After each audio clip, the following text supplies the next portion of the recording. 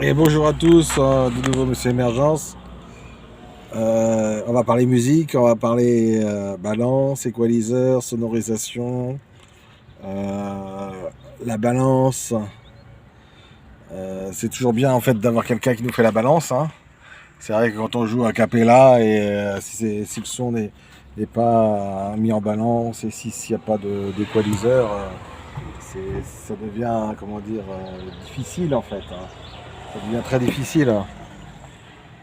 Et ça devient très difficile dans le sens où le son n'est pas mis comment ça s'appelle, n'est pas mis à l'écoute de toutes les personnes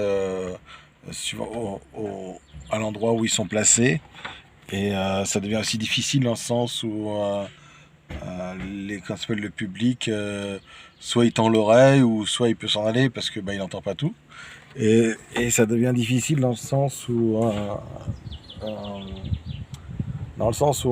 comment dire, un spectacle de musique, et ben ça s'écoute et ça s'apprécie quoi. On a de plus en plus envie d'apprécier la musique, on a moins envie de découvrir les intermédiaires. Moi, je m'intéresse spécialement aux intermédiaires. Moi, je me considère comme un intermédiaire, hein. Et je pense qu'il y a les artistes, comment ça s'appelle, les grands artistes, et puis il y a les artistes, ceux qui bidouillent, ceux qui prennent deux, trois bouts de ficelle, et puis vont nous faire un petit concert, un petit spectacle, et vont prendre des casseroles pour faire la réverb ou les balances. Ou prendre des poubelles pour faire des caisses de résonance, ou construire des caissons de bois pour faire justement les balances, faire des choses un petit peu à l'underground, hein. Et à l'underground, après je dis ça, mais après ça peut être très bien aussi trouver ce qu'il faut, voilà, trouver les enceintes qu'il faut, puis une table de mixage, et faire tout ce qu'il faut, quoi, comme il faut. Et donc du coup, c'est vrai que euh, mais bon, voilà, moi j'appelle ça aussi des artistes.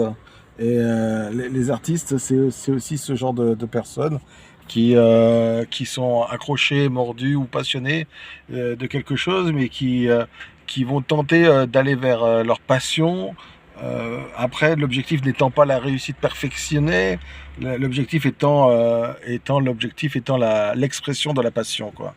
Et l'expression de la passion sur le moment. Et c'est souvent les plus belles rencontres. Voilà, il n'y a pas vraiment de prise de bec, prise de soucis. Il y a plus de l'innovation ou de la recherche comment ça s'appelle, de bricolage.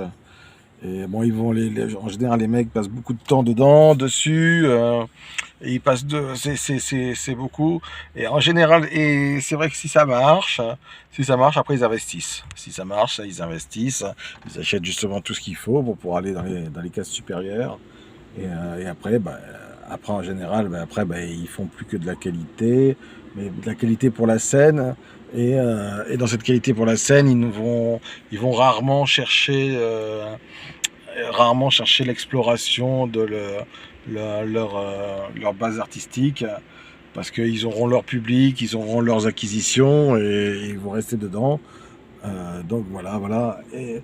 Après, c'est vrai que bon, ils vont rester dedans, mais après c'est bien, c'est tout à leur honneur, hein, de rester dedans, parce que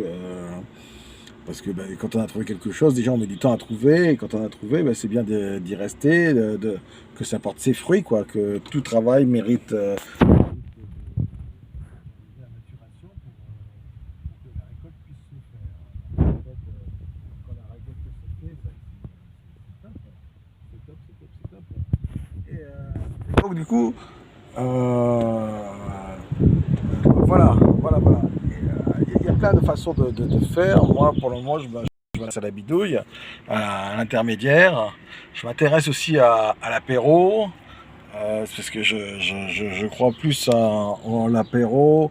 Parce que la bidouille pour l'apéro, c'est toujours agréable de voir, même faire, quand on peut fabriquer une contrebasse avec une poubelle et un bâton, un manche à balai, une ficelle. C'est très agréable. C'est plus, si c'est bien sonorisé, enfin voilà. Après, c'est vrai qu'il faut toujours la sonorisation, il faut toujours le micro qui va bien, et donc du coup les balances, il y a toujours quelque chose qu'il faut, quoi. et voir même la guitare, l'acoustique, ou voir même juste la table de DJ avec l'enceinte. Il n'y a pas vraiment de... Et après, ça va être la déco qui va être bidouillée, quoi. Ça va être la déco qui va être bidouillée, ça va être... ou alors trouver une infrastructure pour pouvoir justement diffuser justement et proposer son spectacle, si c'est pas sur une scène, parce que c'est vrai que quand on n'a pas de scène, si on fait ça à même le sol, on peut avoir 12 à 30 personnes, mais pas plus, hein.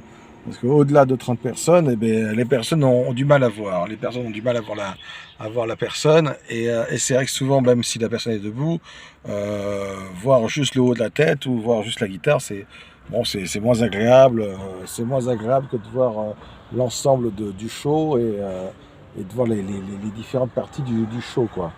Et dans les différentes parties du show, c'est vrai qu'il y a à la fois l'artiste qui chante, mais il y a les musiciens, et puis il y a la déco, quoi. Il y a la déco. C'est vrai que la déco, si elle est bien bidouillée, si c'est bien fait, si c'est bien mis en avant, ça reste un mouvement qui peut être sympa, quoi.